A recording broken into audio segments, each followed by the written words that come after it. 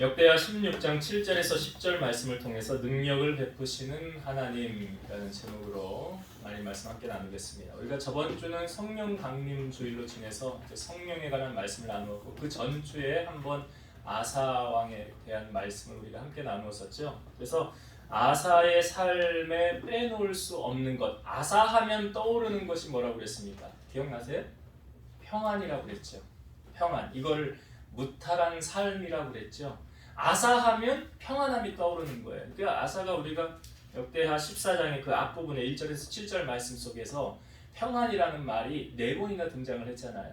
그러니까 아사는 정말 평안한 삶을 살았구나. 근데 평안한 삶을 살았던 비결이 무엇이었습니까? 어떻게 하면 평안한 삶을 산다고 그랬죠? 하나님을 찾으면. 하나님을 찾으면. 그래서 이사야 45장 7절의 말씀에 보면 나는 평안도 짓고 환난도 창조하며 나는 빛도 창조하고 어둠도 창조하니라. 그러니까 평안도 하나님이 주셔야 되는 것이고 환난도 하나님이 하시는 거예요. 빛과 어둠도 그렇대요. 그러니까 우리가 하나님을 찾을 때 누리는 축복이 뭐냐면 평안함을 누리며 살아갈 수 있더라. 그리고 아사가 위기가 닥쳐왔을 때 오늘 본문에도 나오죠. 구스 사람과 룹 사람 연합해서 그들은 군대가 100만인가 됐죠. 그리고 병거가 300대 정도 됐어요. 그 많은 군사가 쳐들어올 때에 아사가 뭐 했습니까? 하나님을 향하여 부르짖었더라. 하나님을 향하여 부르짖었더라. 그래서 하나님은 부르짖는 자의 기도를 들으시는 거예요. 왜? 하나님은 살아계시니까. 그래서 너희는 여호와를 만날 만할 때에 찾으라 그랬죠. 가까이 계실 때에 그를 뭐하라? 부르라 그랬잖아요. 너희는 여호와를 만날 만할 때에 찾고 가까이 계실 때에 그를 뭐하라고요? 부르라는 게 뭐예요? 그래 에레미야 33장 3절 너는 내게 부르짖으라 그러잖아요. 내가 내게 응답하겠고 내가 알지 못하는 크고 은밀한 일을 내게 보이리라. 부르짖는 자에게 하나님이 뭐 하신대요? 응답하신대요. 그러니까 바디메오가 예수님 지나가실 때 앞이 안 보이니까 할 수 있는 방법은 뭐밖에 없었다고요? 부르짖는 거. 예수님에게 소리치는 거. 다윗의 자손 예수여 나를 불쌍히 여기소서라고 소리치는 것밖에 할 수 없었잖아요. 주위 사람들이 가만히 있으라고 할 때 더 소리쳤잖아요. 이게 뭐예요? 부르짖는 거예요. 그 부르짖음이 하나님 앞에 상달되면 주님이 바디메오를 향해 말씀하셔 그를 데려와라. 섰을 때 내가 너에게 무엇 해주기를 원하느냐 그러죠. 이게 뭐예요? 기도의 응답이에요. 여러분 힘듭니까? 어렵습니까? 부르짖으세요. 성경은 말하고 있어요. 부르짖는 자의 기도를 하나님이 들으시는 거예요. 삼손도 그 어려움이 왔을 때 그 낙타 뼈 하나 가지고 그 많은 사람들을 죽이지 않습니까? 그리고 엔하골에 그 죽은 자의 그 무덤의 뼈를 엔하골에라고 부르면서 그 뜻이 뭐예요? 부르짖는 자의 기도를 하나님 들으셨다는 거예요. 그러니까 하나님은 어디서나 부르짖는 자의 기도를 들으시는 거예요. 아사의 인생에 있어서도 그랬죠. 위기 가운데 그가 취한 행동은 하나님께 부르짖는 거였어요. 그랬더니 하나님이 그에게 2가지 축복을 선물로 주었죠. 전쟁에서 이기면 노량물, 그래서 쉽게 말하면 재물이에요. 그래서 하나님이 사랑하는 자에게 재물 주시는 거예요. 성경의 많은 사람들을 보면 다 부유하게 잘 살다가 하나님 나라 갔어요. 복을 받은 사람들의 특징이 그러해요. 그러니까 내가 사랑하는 자에게 내가 재물을 맡기리라 그러잖아요. 그러니까 여러분 잠언의 말씀에도 나오고요. 내가 사랑하는 자에게 재물을 주어서 그 고간에 채우게 하신대잖아요. 재물은 어디로부터입니까? 우리가 이런 말 하잖아요. 부자는 누가 낸다고요? 그 하늘 누구예요? 하나님이. 그러니까 이삭이 그 땅에 농사에서 100배를 거두는 것. 다른 사람은 다 망했대요. 다 기근 중에 다 안 됐대요. 근데 이삭은 100배를 얻었더라. 그 비결이 뭐예요? 하나님의 말씀에 순종하고 살았던. 그러니까 아사가 하나님을 찾았더니 그에게 재물의 축복을 주었고 또 한 가지 축복이 뭐였습니까? 아사로 하여금 그 주위에 두려움을 엄포하게 하셨더라 그랬죠. 그러니까 아사의 이름이 딱 들리면 사람들이 주위의 적들이 야 걔는 건들지 마. 야 걔는 하나님이 함께 하더라. 걔는 두려운 존재야. 이거예요. 하나님이 두렵게 만들더라. 그런 은혜가 아사의 삶에 임했다는 거예요. 그래서 제가 아사의 인생의 전반부와 후반부를 나눌 때 15장까지 아사의 인생의 전반부를 35년까지 나누고 그 뒤에 36년부터 아사의 생애를 마감할 때까지 인생의 후반부로 나뉘었어요. 왜 이렇게 나뉘었냐면 우리가 성경을 보면 우리가 이해를 할 수가 있는데 제가 아사의 인생의 전반부의 마지막 부분을 살펴보고 꼭 넘어가야 될 것 같아요. 왜냐하면 이게 오늘 우리에게 꼭 필요한 말씀이고 도전이 되는 말씀이기 때문에 먼저 아사의 인생의 전반부 마지막 부분, 그러니까 15장이겠죠? 15장의 마지막 단락의 말씀을 먼저 좀 우리 함께 살펴보길 원해요. 먼저 15장 16절과 17절 두 절의 말씀을 다시 한번 보도록 하겠습니다. 15장 16, 17절을 제가 볼게요.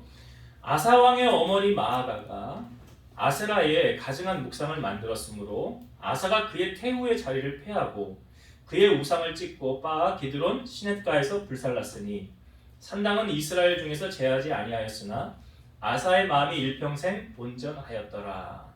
지금 이게 아사가 그 어머니, 자기를 낳아준 어머니 마아가 이야기를 하고 있어요. 왕후죠. 예, 그 어머니가 지금 뭘 했다는 거예요? 16절에 보니까 아세라의 가증한 묵상을 만들었더라. 이게 뭘 의미하는 겁니까? 우상 섬겼다는 거죠. 그 자기를 낳아준 어머니가 하나님을 섬기지 않고 우상을 섬겼다는 거예요. 그랬더니 어떻게 했대요? 어떻게 했대? 그의 태후의 자리를 폐하고, 그러니까 그 권력이며 그 자리에서 떠나가게 했다는 거죠. 그리고 그 우상을 찢고 여기 다 불살랐더라. 여러분 이게 쉬워 보입니까? 이렇게 질문을 드려볼게요. 여러분들에게 가장 실질적인 능력을 행사하는 사람이 하나님을 믿지 않아요. 그리고 우상을 섬기게 만들어요. 여러분들의 목숨줄을 쥐고 있는 사람이 하나님을 믿지 않아요. 그리고 우상을 섬기라고 해요. 그 앞에 절하라고 그래요. 교회 나가지 말라. 오늘날로 말하면 교회 나가지 마. 교회 나가지 마. 너 교회 나가면 내가 너 한 푼도 안 줄 거야. 너 모든 경제적인 지원 다 끊을 거야. 그렇게 지금 엄포를 한다고 한다면 가정했을 때 그러면 교회 나갈 수 있어요? 그럼에도 불구하고 신앙생활 계속 할 수 있겠습니까? 가정이지만 그러니까 나의 모든 지금 내 행사며 내 모든 물질적인 지원을 해주는 사람이며 이 사람이 아니면 나는 아무것도 할 수 없는 그런 상황에 놓였다고 할 때에 그 사람이 마치 지금 아사와 그 어머니 마아가, 그러니까 아사가 어머니 말 계속 듣지 않았겠어요? 자기를 낳아주고 키워준 분인데 그럼에도 불구하고 지금 아사가 어떻게 하는 것입니까? 그러니까 이게 지금 뭘 우리에게 보여주냐면 예수님이 하셨던 말씀 여러분 기억나십니까? 나를 따르려거든 어떻게 하래요? 누가복음 18장 29절 30절을 읽어볼게요. 이르시되 내가 진실로 너희에게 이르노니 하나님의 나라를 위하여 집이나 아내나 형제나 부모나 자녀를 버린 자는 현세의 여러 배를 받고 내세의 영생을 받지 못할 자가 없느니라 하시니라.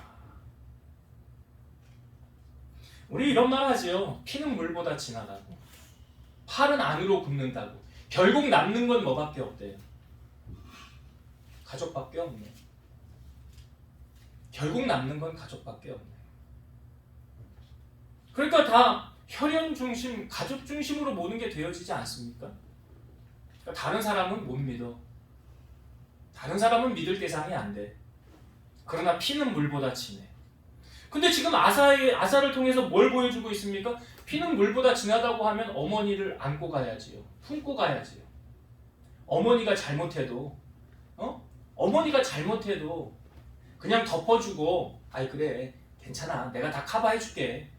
너가 잘못하는 거 내가 다 커버할 수 있어. 걱정하지 마. 근데 아사의 삶을 통하여 그게 지금 보여주고 있습니까? 아니라는 거예요. 그러니까 지금 아사의 삶에 결정적으로 우리에게 첫 번째 보여주는 게 뭐냐면 혈연보다 뭘 더 사랑하라? 하나님. 그게 여러분 되십니까? 내 핏줄보다 하나님 더 사랑하는 게 되냐고요. 제가 가라녹 그 이야기 하는데 그 감리교회 우리나라 감리교회 그 큰 대목을 이어갔던 그 어머니가 그 어느 철원인가요? 어디 갔는데 거기 사람들이 다 그 나무를 섬겨야 된대. 그 안 섬기면 재앙이 따른대. 그런데 이 어머니는 믿음이 확신했죠. 나는 하나님만 섬긴다고. 그랬더니 어떤 일이 벌어지냐면 첫째가 열병이 나가지고 죽을 위기가 다가온 거예요. 그러니까 아들이 뭐라고 그러냐면 엄마 우리가 그거 신 안 섬겨가지고 내가 지금 이렇게 힘든 거 아니야. 그러니 우리도 가서 그 신에게 엎드려 절합시다. 어머니 뭐라고 그러냐면 너 먼저 천국 가라. 난 그렇게 못한다. 너 먼저 천국 가 있어. 하나님이 너를 부르시면 가야지. 그러나 나는 우상에게 절할 수 없어. 난 하나님만 섬길 거야.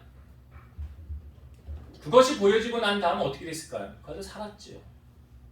훌륭한 목회자들이 다 됐어요. 어머니의 그 믿음이 자녀들을 그렇게 훌륭하게 키웠다는 거예요. 여러분 오늘 아사를 통하여 우리에게 무엇을 말합니까? 우리 엄마 없으면 난 안 돼. 엄마 말 잘 들어야 돼. 그 어머니보다 무엇을 더 붙잡고 있습니까? 아사가 하나님 붙잡고 있어요. 사업을 하는 분들도 마찬가지죠. 되게 실질적인 물주들 의지하지 마세요. 하나님만 의지하세요. 오늘 아사를 보세요. 어떻게 하십니까? 하나님이.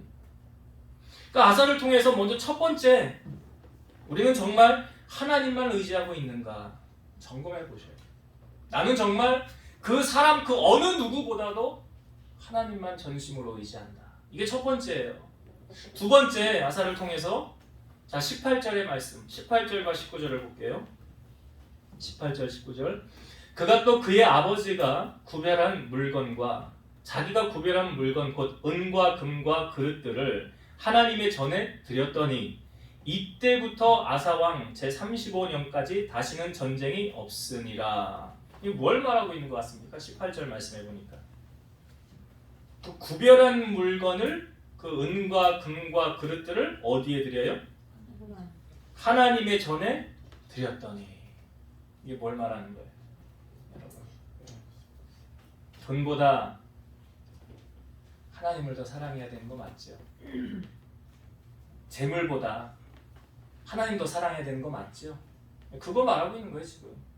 아사가 말하는 게 마태복음 6장 24절 한 사람이 두 주인을 섬기지 못할 것이니 혹 이를 미워하고 저를 사랑하거나 혹 이를 중히 여기고 저를 경히 여기리라. 너희가 하나님과 재물을 겸하여 섬기지 못하느니라. 여러분 겸한다는 게 뭐예요? 이것도 하고 저것도 하고 이것도 하고 저것도 하고 이 겸하는 거예요. 같이 하는 거예요. 근데 성경은 말하죠.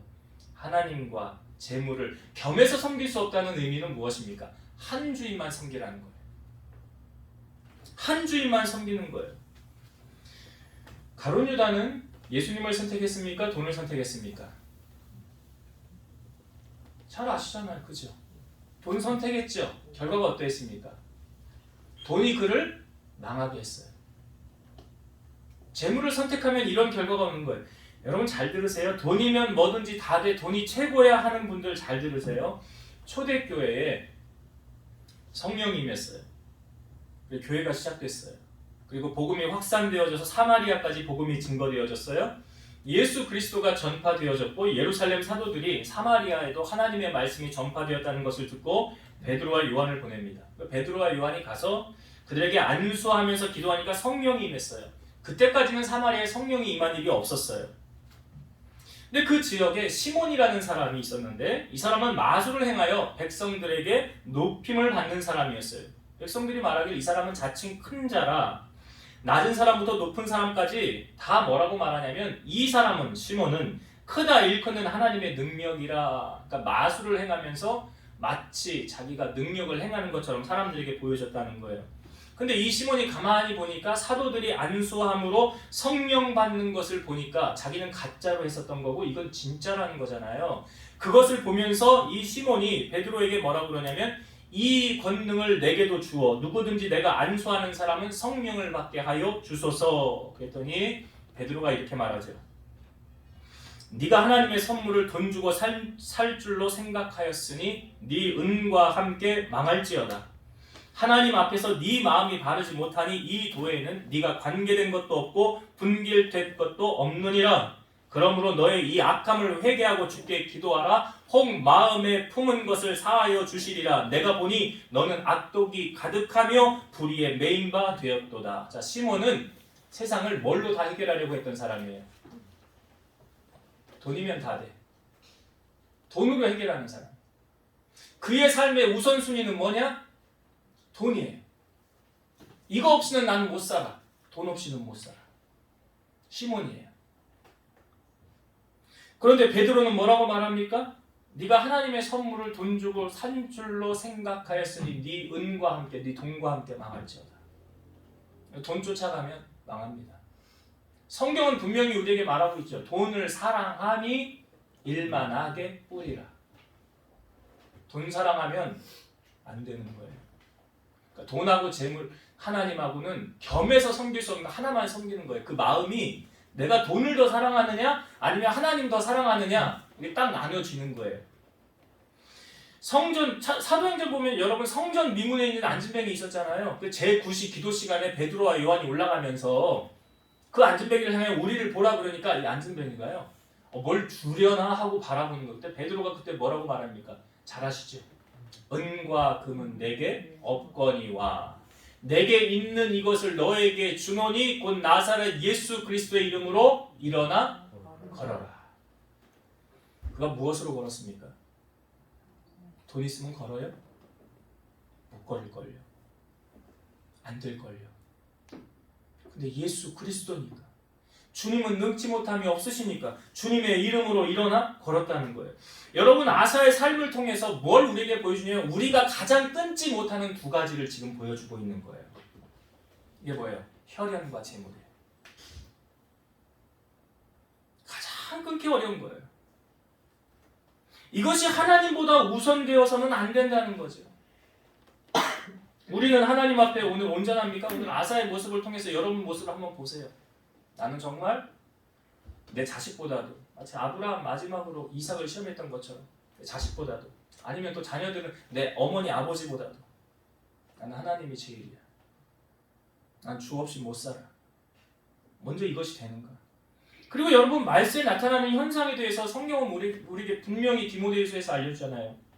말세에 고통하는 때가 이르니 사람들이 딱 두 가지만, 처음에 나오는 두 가지가 다 해결되는 거예요. 사람들이 자기를 사랑하고, 그 다음에 뭐예요? 돈을 사랑하고. 이기적으로 바뀌는 게 왜 그래요? 우리 권사님 기도하셨지만 기독교는 이기주의적인 종교가 아니죠. 이타주의죠. 예수님 우리에게 말씀하시잖아요. 하나님 사랑하고 그 다음 주신 계명이 뭐예요? 내 이웃을 내 몸과 같이 사랑하라. 내 몸같이 사랑하라. 하나님은 사랑이시라. 그러니까 오늘 아사를 통해서 먼저 우리가 이 두 가지 점검을 갖고 나아가는 거예요. 나 하나님 없이 못 살아요. 나는 권력 의지하지 않아. 내게 모든 실질적인 행사를 하는 내 물주도 나는 의지하지 않고, 나는 오직 하나님만 의지합니다. 하나님 한 분밖에 없습니다. 또 한 가지는요, 나는 돈보다 재물보다 하나님 사랑합니다. 이것이 먼저 아사의 삶을 통하여 우리에게 보여주고 있다. 이게 아사의 삶의 인생의 전반부였다고 하면, 오늘 이제 우리가 아사 인생의 후반부를 함께 살펴보기를 원해요. 아사가 35년까지 전쟁이 없었어요. 그런데 36년에 이스라엘 왕 바하사가 그 남쪽 유다의 경계선 안으로 밀고 들어와서 그 예루살렘의 북방, 그러니까 예루살렘은 남유다의 수도잖아요. 남과 북이 나뉘어졌잖아요. 솔로몬 이후로. 그 예루살렘 북방 16km 지점에 그 라마 성읍을 요새화하기 시작합니다. 왜 요새화냐면 쉽게 말하면 이런 거예요. 경계선을 지어서 만리장성 쌓는다고 생각하시면 돼요. 이스라엘이 지금 경계를 딱 만들려고 하는 거예요. 그래서 남과 북으로 통하는 간선 도로를 통제해서 유다 백성의 그 자유로운 왕래를 막고, 모든 교통과 무역로를 끊고, 또 북쪽 사람들의 탈출과 예루살렘을 순례하려는 사람들의 발길을 막으려는 속셈으로 바하사가 이제 요새화하려는 거예요. 경계를 딱 만들려고 그런다는 거예요. 고립시키려고 그러는 거예요. 쉽게 말해서 남유다를. 자, 이때 아사가 어떻게 했는가? 자, 성경을 봅시다. 16장 2절과 3절입니다. 16장 2절 3절 제가 볼게요. 아사가 여호와의 전 곳간과 왕궁 곳간에 은금을 내어다가 다메섹에 사는 아람 왕 베나닷에게 보내며 이르되 내 아버지와 당신의 아버지 사이에와 같이 나와 당신 사이에 약조하자. 내가 당신에게 은금을 보내노니 와서 이스라엘 왕 바하사와 세운 약조를 깨뜨려 그가 나를 떠나게 하라 하매. 자, 지금 아사에게 위기가 왔죠. 이스라엘이 이렇게 한다고 하니까 취한 방법이 무엇이었습니까? 아사가 어떤 행동을 취합니까? 먼저 여호와의 전에 있는 곳간에 은금을 내어다가 누구에게 보내요? 아람 왕 베나닷에게 보내더라. 아람 왕 베나닷에게 보내는 거, 사신을 보내는 거죠. 그리고 당신 나와 약조하자. 내가 이거 줄 테니까 이제 나를 좀 도와달라 하는 거야. 그래서 이스라엘을 떠나게 해달라. 자, 이렇게 해서 위기의 순간 아사는 아람을 의지합니다. 그래서 이 아람 왕이 그 북이스라엘의 그러니까 아람은 다메섹 쪽이거든요. 그러니까 북이스라엘의 북쪽을 치기 시작하는 거예요.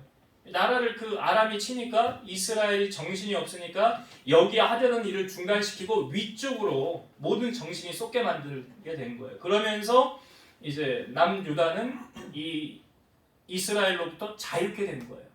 마치 해결이 잘 된 것 같이 보이지 않습니까? 이것은 아사가 지금 그 전에 위기가 닥쳤을 때 보여준 행동과는 너무나 다른 행동을 지금 아사는 우리에게 보여주고 있는 거예요. 아, 전쟁 잘 해결됐어. 끝났어. 내가 말이야 이런 방법을 통해서 이제 우리나라는 평안이 찾아오게 되었고 이스라엘은 지금 정신이 없어서 우리를 치러 오지 못해. 전쟁이 마감이 된 것처럼 보여요. 자, 그리고 나서 이 선견자 하나님의 사람 하나니가 이제 아사에게 와서 하나님 말씀을 대언합니다. 이렇게 대언을 하죠. 자, 오늘 우리가 읽은 본문 7절부터 9절까지 한번 볼게요. 7절부터.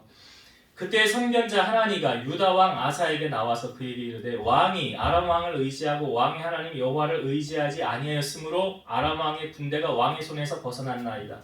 구스 사람과 룻 사람의 군대가 크지 아니하며 말과 병거가 심히 많지 아니하더이까. 그러나 왕이 여호와를 의지하였으므로 여호와께서 왕의 손에 넘기셨나이다. 여호와의 눈은 온 땅을 두루 감찰하사 전심으로 자기에게 향하는 자들을 위하여 능력을 베푸시나니 이 일은 왕이 망명되이 행하였은즉 이후부터는 왕에게 전쟁이 있으리라 하매. 하나님가 와서 하는 말이 무엇입니까? 왕이 지금 위기가 닥쳤을 때 그 전에 어떻게 했습니까? 구스 사람 왔을 때 당신은 어떻게 했습니까? 어떻게 했죠? 여호와께 부르짖었더라. 여호와께 부르짖었더라. 그러니까 여러분, 제가 이 이야기 자주 하잖아요. 정말 믿음이 있는 사람인가 없는 사람인가 뭘 딱 보면 알아면 위기 속에 딱 들어가 보면 딱 갈려요. 정말 위기가 내 발등에 지금 발등에 토끼가 그냥 그런 위기 상황 속에서 이 사람 어떻게 하는가 이렇게 딱 보면 이 사람 믿음의 사람이네. 이 사람 아니네. 딱 갈려요. 믿음의 사람은 어떤 상황 속에서도 누구를 의지할까요? 하나님을 의지하죠. 왜요? 나에겐 하나님밖에 없으니까. 나에겐 사람도 없어요. 권력자도 없어요. 나에겐 재물도 없어요. 그것도 아무것도 없어요. 나는 오직 하나님밖에 없어요. 그런데 지금 아사가 그 전에 전쟁을 했을 때 구스 사람들 연합군 쳐들어왔을 때 어떻게 했습니까? 여호와께 부르짖었더라. 그런데 지금 아람이 왔을 때는 어떻게 해요? 누구를 의지했어요? 오늘 성경이 보여주잖아요. 왕이 아람 왕을 의지하고 왕의 하나님 여호와를 의지하지 아니하였으므로 누구를 의지했대요? 사람을 의지했네. 사람을 의지했어. 여러분, 사람을 의지하니까 지금 아사의 삶의 평안함은 떠나게 되는 거예요. 이후부터는 전쟁이 있으리라 그러잖아요. 전쟁이 있으리라. 여러분, 아사가야 그렇게 하나님의 말씀을 잘 듣던 그 사람이요, 하루아침에 하나님보다 사람을 의지하고 하나님의 말씀보다 권력을 의지하는 모습을 지금 보여주고 있어요. 여러분, 말씀이 들리면 사실 소망이 아직 있는 거예요. 하나님의 말씀이 내게 들리면 소망이 있는데, 들어도 순종하지 않으면 아니 들음만 못한 거고요. 그럼 머리만 커지는 거예요. 아는 것은 많은데 말씀대로 살지 않으면 내 삶에 어떠한 능력도 나타나지 않아요. 여러분, 사람은요, 자기가 듣고 싶은 말만 듣고 싶어 하지, 자기에게 충고를 하거나 싫은 말을 하면, 거슬리면 화가 난다고 그럽니다. 지금 아사가요, 하나니가 와서, 선견자가 와서 하나님 말씀 대언하는 거 아니에요? 근데 하나님의 말씀을 듣는 아사의 반응이 어떻습니까? 10절을 한번 볼까요? 10절. 아사가 노하여 선견자를 옥에 가두었으니 이는 그의 말이 크게 노하였음이며 그때 아사가 또 백성 중에서 몇 사람을 학대하였더라. 지금 하나님의 말씀을 전한 선견자 하나니를 어떻게 했대요? 옥에 가뒀어요. 옥에 가두었어요. 그리고 나오는 말이 그의 말에 크게 노하였으며, 하나님의 말씀이 지금 아사에게 들려요, 안 들려요? 안 들려요. 안 들려요. 디모데후서 3장 3절과 4절. 때가 이르리니 사람이 바른 교훈을 받지 아니하며 귀가 가려워서 자기의 사육을 따를 스승을 많이 두고 또 그 길을 진리에서 돌이켜 허탄한 이야기를 따르니라. 잘 들으세요, 여러분. 자기가 듣고 싶은 말을 듣고 싶은 스승을 둔다는 말 아닙니까, 이게? 내가 듣고 싶어하는 말을 내게 해주는 스승을, 이게 뭐예요? 자기의 사육을 따르는 스승을 많이 둔대요. 내가 듣고 싶어하는 말만 나는 듣고 싶어. 나 그 사람에게 가면 나에게 좋은 말만 해주거든. 잠언 13장 13절. 말씀을 멸시하는 자는 자기에게 패망을 이루고 계명을 두려워하는 자는 상을 받느니라. 아사가 지금 하나님의 말씀에 어떻게 반응합니까? 내가 잘못했네, 내가 회개해야지. 여러분, 그런 의미에서 보면 다윗 대단하지 않아요? 다윗이 잘못했을 때 선지자가 와서, 그 처음에 비유적인 표현하자, 어떤 집에 재산이 양 하나밖에 없는데 그 부자가 그 양을 가져다가 뺏어다가 손님을 처했다. 그랬더니 그렇게 나쁜 사람이 어딨냐고. 그랬더니 그 선지자가 뭐라고 그래, 다윗에게? 그 사람이 바로 당신이다. 그럼 다윗이 뭐라고 그래? 네가 뭔데 나한테 그래? 너 당장 내가 옥에 가둬버릴 거야. 다윗이 그랬습니까? 아니잖아요. 그러니까 뭐예요? 말씀을 받아들이잖아요. 말씀을 듣잖아요. 그리고 자신을 돌아보고 하나님 앞에 회개하면서 뭐라고 했어요? 제가 성령 강림 주일날 시편 51편 말씀 가운데 다윗이 간절히 구했던 게 뭐예요? 주의 성신을 내게서 거두지 마옵소서. 그러니까 다윗이 나 돈 뺏어가지 마세요. 내 자녀 데려가지 마세요. 이거 아니라고요. 뭐가 귀한 줄을 아는 거예요, 다윗이. 그러니까 엘리사가 엘리야 따라다니면서 당신이 하시는 성령의 갑절을 내게 있게 하옵소서 그러잖아요. 구한 게 무엇입니까? 차원이 다르잖아요. 무엇이 귀한 줄을 아는 거예요. 아사는 안타깝게도 그 하나님의 말씀을 듣고 거슬렸어요. 말씀이 이제 안 들어오는 거예요. 이름이 끝이 난 거예요. 하나님의 말씀을 듣고 순종하지 않으면 그때부터 그 사람은 이제 내리막길 타는 거예요. 돌이킬 기회를 하나님이 주심에도 불구하고 회개하고 돌이키라고 지금 하나님과 간 거 아닙니까? 돌이키지 않는 거예요. 그리고 오히려 선견자를 옥에 가두고 화를 내고 막 선한 사람들, 악한 사람들 막 학대하고, 그리고 나서 마지막 단락의 아사의 마지막 모습이 보여지는데, 자 12절의 말씀을 한번 봅시다. 12절, 역대하 16장 12절입니다. 아사가 왕이 된 지 39년에 그의 발이 병들어 매우 위독하였으나 병이 있을 때에 그가 여호와께 구하지 아니하고 의원들에게 구하였더라. 39년에 병이 들었어요. 제가 좀 쉽게 이해하도록 여러분 현대어 성경을 읽어볼게요. 아사왕 통치 39년에 왕은 두 발이 부어서 움직일 수가 없게 되었다. 이렇게 앓으면서도 아사는 여호와를 찾지 않고 의사들만을 의지하였다.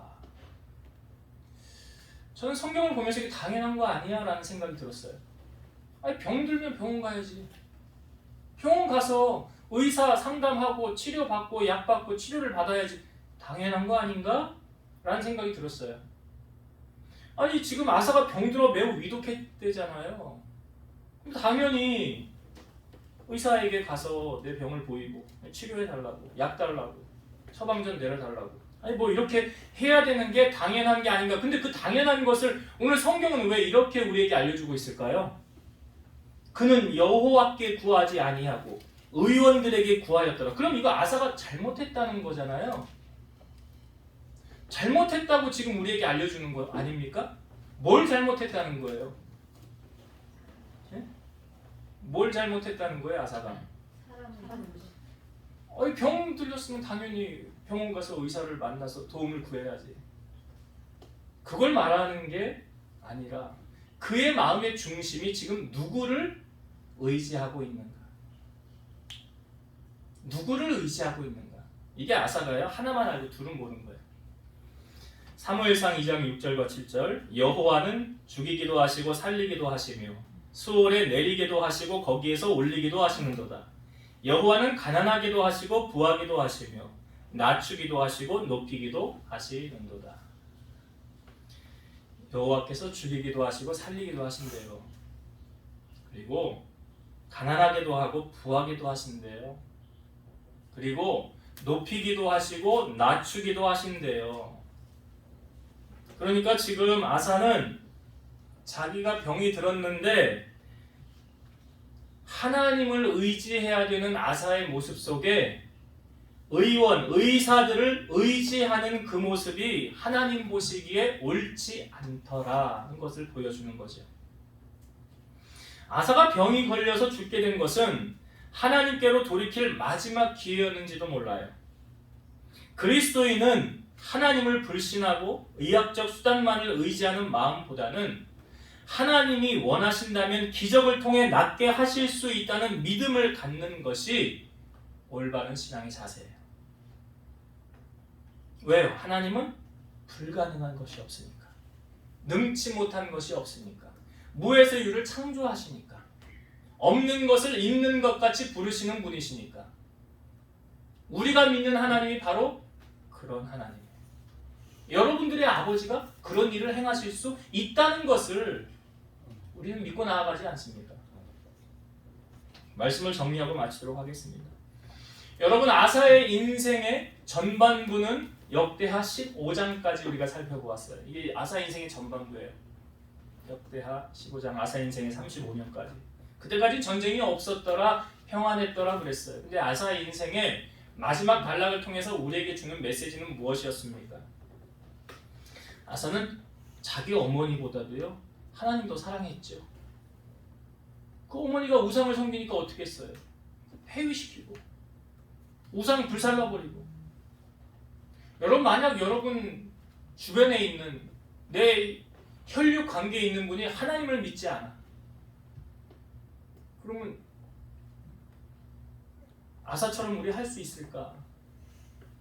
야, 끝내자. 너하고 나 끝내자. 물론 아사를 통해서 우리에게 보여주는 게 무엇입니까? 혈육보다 부모, 자녀, 남편, 아내보다 하나님을 더 사랑하는 마음 있느냐? 하나님 더 사랑하는 마음이 있느냐? 여러분 마음 깊은 곳에 여러분 질문을 던져보세요. 나는 정말 하나님 제일 사랑하는가? 또 한 가지, 말세에 사람들이 사랑하는 게 자기를 사랑하고 돈을 사랑한대잖아요. 나는 돈보다 하나님이야. 난 재물보다 하나님이야. 하나님과 재물을 겸하여 섬기지 못한다라고 성경은 말하고 있잖아요. 하나님보다 돈 더 사랑하는 것, 우상을 섬기는 거예요. 철저하게 물질관에 있어서 하나님의 것은 하나님에게. 지금 여기 아사가 크게 잘못한 게 뭐냐면 하나님의 것을 하나님께 드리지 않고 다른 데 다 보내잖아요. 하나님의 것은 하나님께 할 수 있는 믿음, 그것이 내가 물질을 더 사랑하지 않고 하나님을 더 사랑한다는 삶의 표현으로 연결되어질 수 있는 거예요. 자, 아사 인생의 후반부 36년부터 여러분 아사를 통하여 왜 성경 우리에게 이것을 보여주고 있을까요? 사람은 누구나 예외 없이 변질될 수 있다. 그래서 여러분 신앙생활 말년이 어떻게 하냐, 사람이 어떻게 내 마지막이 어떻게 되느냐 중요하지 않습니까? 마지막 인생의 결론. 그리고 우리가 신앙생활 언제까지 해야 된다고 그랬어요? 주님 다시 오실 때까지, 아니면 내가 주님 나라 갈 때까지 이 믿음 변치 않도록 여러분 기도하고 나아가는 것 중요한 거예요. 그러니까 아람 왕이 그 전에 그렇게 하나님 의지하던 그 사람이요 어떻게 변질됐어요? 아사가 아람 왕 의지했고 사람 의지했고 하나님의 자녀로서 기도하며 부르짖어 하나님의 도움을 구하지 않고 사람 찾아다니고 권력자 찾아다니고, 당신 없으면 안 되겠네요, 좀 도와주세요. 기도는 안 하고. 이게 신앙인의 모습입니까? 아니에요. 신앙인은 어떤 상황 속에서도 철저하게 하나님만을 의지하고 하나님만을 찾는 거예요. 저는 역대하 16장 9절의 말씀, 이 말씀 참 좋아하거든요. 여호와의 눈이 온 땅을 두루 감찰하사 전심으로 자기에게 향하는 자들을 위하여 능력을 베풀어 주신대잖아요. 하나님 살아계시고 지금도 보고 계시는 거예요. 누구를? 하나님을 찾는 자. 내가 만나줄게. 하나님을 만나면 하나님께서 우리에게 무엇을 주십니까? 세상을 이길 수 있는 능력을 주시는 거예요. 얘는 힘으로 되지 않고 오직 여호와의 힘으로 된다. 하나님의 능력이 그에게 임하면 세상을 승리하며 살아갈 수 있는 거예요. 여러분 아사의 삶 마지막을 보면서 안타깝지 않습니까? 병이 들었을 때 물론 의사를 찾아야 되죠, 당연히. 그러나 의사를 의지하는 건 안 되는 거예요. 오직 의지는 누구만 의지해야 돼요? 하나님만 의지해야 되는 거예요. 왜? 그분만이 나를 회복시킬 수 있기 때문에, 그분만이 내 인생 변화시킬 수 있기 때문에 살리기도 하시고 죽이기도 하시고 수월에 올리기도 하시고 낮추기도 하시고 부유하게도 가난하게도 누가 하시느냐? 하나님이 하신다는 거예요. 그럼 기억하셔서 하나님의 마음에 합한 종들 되셔서 하나님의 은혜 마지막까지 누리고 승리하는 여러분 되시기를 주의 이름으로 축원드립니다. 기도하시겠습니다. 살아서 역사하신 하나님 감사합니다. 우리가 아사의 인생을 살펴보면서 그의 인생의 전반부는 정말 하나님 제일주의로 살았습니다. 혈연도 다 끊고요. 세상에 좋은 재물, 명예 다 끊고 오직 하나님밖에 없음을 그는 고백하였습니다. 그러나 그의 인생의 후반부를 바라보면서 오늘 우리에게 반면교사로 보여주고 있습니다. 그러니까 위기가 닥쳤을 때 그전에 하나님을 의지했던 그가 사람을 의지하고 권력을 의지하는 그의 모습 속에 혹 우리도 그렇지는 않은지요. 우리 사랑하는 성도들은 철저하게 하나님만을 의지하고 기도하며 무릎으로 하나님 앞에 부르짖어 나아감을 통해서 우리 인생의 모든 문제를 결정짓는 하나님을 만남으로 우리의 삶의 모든 문제 해결함 받고 하나님만을 마지막까지 의지하고 승리하며 살아가는 우리 성도들이 다 되게 하여 주옵소서. 예수님 이름으로 기도드리옵나이다. 아멘.